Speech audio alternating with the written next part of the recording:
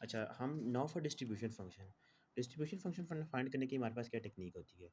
सबसे पहले आपने वैल्यू वो चेक करनी होती है, एक्स की वैल्यू आपने चेक करनी है less than zero, negative value check करनी है। इसका मतलब क्या हुआ कि आपने प्रोबेबिलिटी आपने क्या चेक करनी है कि आपका जो कैपिटल एक्स है वो स्मॉल एक्स से क्या है, छोटा है। तो ऐसी आपके पास कोई वैल्यू नहीं है, ऐसी आप वैल्यू ज़्यादातर वैल्यू ये ज़ीरो ही है आपकी, ठीक है। दूसरी आपने क्या चेक करनी है, तो क्या हमने क्या वैल्यूज़ पढ़ी थी, ज़ीरो, वन, टू, थ्री, ठीक है। आपने ज़ीरो पे वैल्यू चेक करनी है। ज़ीरो पे वैल्यू किस तरह चेक करोगे कि ज़ीरो से बड़ी हो, वन से छोटी हो। एक्स की वैल्यू ज़ीरो से बड़ी हो लेकिन वन से छोटी हो, वन की इक्वल ना हो, वन से छोटी हो। ज़ीरो के इक्वल हो या ज़ीरो से बड़ी हो लेकिन वन से छोटी हो। तो इसके लिए आपको क्या करना पड़ेगा, पी में आपके एक्स इक्वल्स टू ज़ीरो हो जाएगा। और ज़ीरो पे आपके पास क्या पड़ा हुआ है, 1/8 पड़ा हुआ है। ये आपने पीछे देखा था इधर, ठीक है। ज़ीरो पे आपके पास 1/8 पड़ा हुआ है, ठीक है।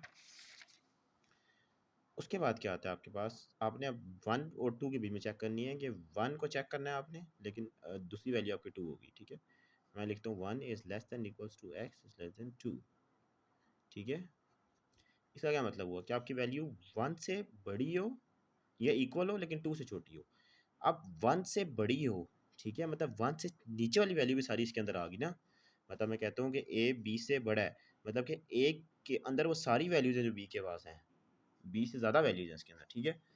तो इसके अंदर आपके पास पिछली वैल्यू भी आ जाएगी, क्योंकि वन है ना, तो वन से पीछे जीरो भी तो आ जाएगा ना, तो एक्स वन से बड़ा है तो उसका मतलब उसके अंदर जीरो भी आ जाएगा, ठीक है। तो इसमें हमारे पास क्या आ जाएगा, P into X equals to zero plus P of X is equals to one. तो इन दोनों को आप ऐड कर लें, 1/8 plus X equals to one पे हमारे पास क्या वैल्यू आई थी, 3/8 आई थी। वन पे हमारे पास आ गई 3/8, तो ये आपके पास बन जाएगा 4/8। मेरे ख्याल से आप लोगों को समझ आ गई होगी। अब हमने अगली चेक करनी है टू और थ्री के बीच में, मतलब टू से बड़ी हो पर थ्री से छोटी हो। शुरू में हमने जीरो से जीरो चेक किया, जीरो से बड़ी हो वन से छोटी हो, फिर वन से बड़ी हो टू से छोटी हो, और टू से बड़ी हो थ्री से छोटी हो। इसके लिए हमारे पास होगा two is less than equals to X is less than three, ठीक है। इसमें भी हमारे पास क्या होगा, टू, अब टू है ना, जिस पिछले हमारे पास वन था, इसके पीछे वाला जीरो आ गई थी, इसमें टू टू वाले में वन आ जाएगा और वन से पीछे जीरो, तीनों आ जाएंगे इसके अंदर। x is equals to 0 plus p of x is equals to 1 plus p of x is equals to 2। p of x equals to 0 क्या है आपके पास, 1/8। p of x equals to 1 हमने यहाँ पीछे से देख लिया था, 3/8 है। और p of x is equals to 2 क्या है, वो भी 3/8 ही है मेरे ख्याल से, हाँ वो भी आपके पास 3/8 ही है। इन सारों को आप प्लस करोगे तो आपके पास आंसर आ जाएगा 7/8। अब आपके पास लास्ट वैल्यू रहेगी है, तो क्या देखो थ्री तो आ गया ना, अब देखो थ्री तो नहीं आया ना, टू, टू से बड़ी वैल्यू आई, मतलब एक्स आपका कहता है टू के जितना टू से बड़ा हो लेकिन थ्री से छोटा हो। अब थ्री भी तुम्हारे पास वैल्यू है, थ्री को भी तो बीच में लाना है ना।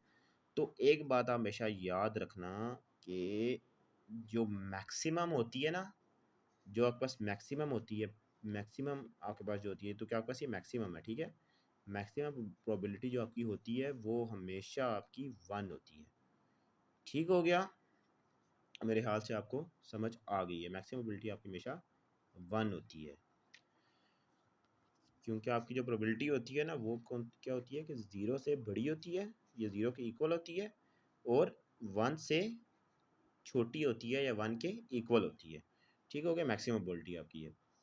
अब इसको अगर आप फंक्शन के फॉर्म में लिखना चाहो तो आप इसको कह दो एफ ऑफ एक्स, बिल्कुल जिस तरह आपने यहाँ पे लिखा है सारा कुछ आपने इस तरह वहाँ पे लिख देना है।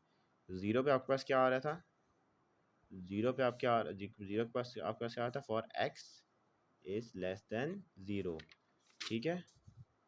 1/8 पे आपके पास क्या आ रहा था, for zero is less then x is less then one, बस जो चीज़ यहाँ पे लिखी थी, ठीक है। फिर क्या आ रहा है आपके पास 4/8, 4/8 में आपको ये वाली चीज़ आ जाएगी, for zero is less than equals to X is less than two, ठीक है। वन आ रहा है ये, ठीक है। फिर उसके बाद आ रहा था आपके पास आ रहा था 7/8, 7/8 में क्या आ रहा था, for two is less than equals to X is less than three, और आपके पास आखिरी आपके पास ये वाला आ रहा था, तो ये आपके पास आ रहा था one, for X is greater than equals to three. समझ आ गई? आप लोगों के दिमाग में सिर्फ ये चीज़ कन्फ्यूजन आ रही होगी एक्स इज ग्रेटर देन 3। यार देखो, हमने से पहले 0 और 1 के बीच में देखा, कैसे हमने 0 को ग्रेटर रखा, 0 को ग्रेटर रखा और 1 से छोटा रखा। फिर हमने 1 और 2 में देखा, 1 को छोटा, 1 को बड़ा रखा, 2 को छोटा रखा, मतलब 2 को हमने नहीं बीच में लाए। फिर सर 2 और 3 के बीच में देखा, तो 2 को हमने छोटा रखा, 3 को बड़ा, 3 को हमने देखा ही नहीं। अब 3 को भी तो देखना है ना जानी, अब चौथा नंबर तो कोई है नहीं, तो 3 को हम क्या करेंगे, X is greater than equals to 3। आप लोगों को समझ आ गई होगी, आप ना समझ आई तो मैं आप लोग दोबारा कमेंट सेक्शन में कमेंट कर दीजिएगा, आपको मैं दोबारा समझा दूंगा। अब उसने अगला चीज़ हमें क्या बोली है, अगली चीज़ उसने हमें बोली है कि हमने फाइंड करना है हिस्टोग्राम ग्राफ और graph of distribution. Histogram graph क्या होता है, मैं बना के आपको दिखाता हूँ। अच्छा, अब जो आपने हिस्टोग्राम ग्राफ बनाना है ना, वो आपने जो वैल्यूज़ निकाली थी ना, ये वाली, उसने आपको सवाल में क्या बोला, सवाल दोबारा रिपीट कर ले तो मैं, find probability distribution function for the number of heads when 3 coins are tossed, construct histogram and graph of distribution. अब जो हिस्टोग्राम आपने बनाना है ना, वो आपने इसका निकालना है, ये जो आपने प्रोबेबिलिटी डिस्ट्रीब्यूशन निकाली है।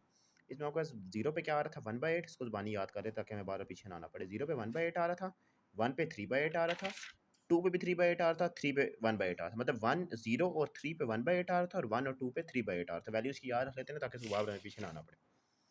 अब मैंने 1/8 3/8 ड्रॉ कर लिया, ठीक है। अब मैं पहले 0 की बनाता हूँ। 0 हमारे पास किस पे आ रहा था, 1/8 पे आ रहा था, तो 1/8 से मैं यहाँ पे ले आया। अब मैं 1 बनाऊंगा, 1 मेरा किस पे जा रहा था, 3/8 पे जा रहा था, ठीक है। और 2 भी मेरा 3/8 पे ही जा रहा था, तो ये मेरे पास 2 भी बन गया। और 3 मेरे पास वापस 1/8 पे आ रहा था, तो ये मेरे पास हिस्टोग्राम बनाना है। इतना सा बस आपने हिस्टोग्राम बनाना है, ठीक है। साइड पे अगर आप इसकी वैल्यू लिखना चाहो, 1 2 3 4 5 6 7 जो ग्राफ की वैल्यूज होती हैं आप लिख सकते हो, ठीक है। अब आपने बनाना है probability distribution graph. Probability distribution graph जो होता है ना, डिस्ट्रीब्यूशन ग्राफ आपने डिस्ट्रीब्यूशन वैल्यूज को देख के बनाना होता है। डिस्ट्रीब्यूशन ग्राफ जो होता है ना, वो आपने डिस्ट्रीब्यूशन वैल्यूज को देख के बनाना होता है। ये वैल्यूज मैंने सारी लिख दी है, 1/8 आ रही, 0 आ रही है, 1/8 आ रही है, 4/8 आ रही है, इसको देख के 7/8 आ रही है। अब आपका पहला क्या था, आपकी पहली वैल्यू कहाँ से चल रही थी, पहली वैल्यू आपकी 1/8 से चली, 4/8 पे आई, 4/8 से आपके पास किस में गई, 7/8 में, और 7/8 से आपने इसको बस यूँ ऊपर शो करा देना। ये हिस्टोग्राम को, ये प्रोबेबिलिटी डिस्ट्रीब्यूशन ग्राफ होता है ना, जनरल सा ग्राफ बनता है, इसमें कोई टेंशन लेने वाली बात नहीं होती। बस आपकी जो जो वैल्यूज आ रही होती है हमने एक एक बार उसे लिख देना है और आपने उसको ऊपर से गुजार देना है। अब यहाँ पे, यहाँ से मैंने क्यों गुजारी है वैल्यू, मैंने यहाँ से इसलिए गुजारी ताकि मेरा ये 1 वाला पॉइंट जो है ये भी बीच में कवर हो जाए, क्योंकि मेरा एक 1 वाला भी पॉइंट बीच में आ रहा है। ठीक हो गया। और बस ये आपकी ये प्रोबेबिलिटी डिस्ट्रीब्यूशन आपकी पूरी हो गई, ठीक है। प्रोबेबिलिटी डिस्ट्रीब्यूशन आपका ये वाला क्वेश्चन पूरा हो गया।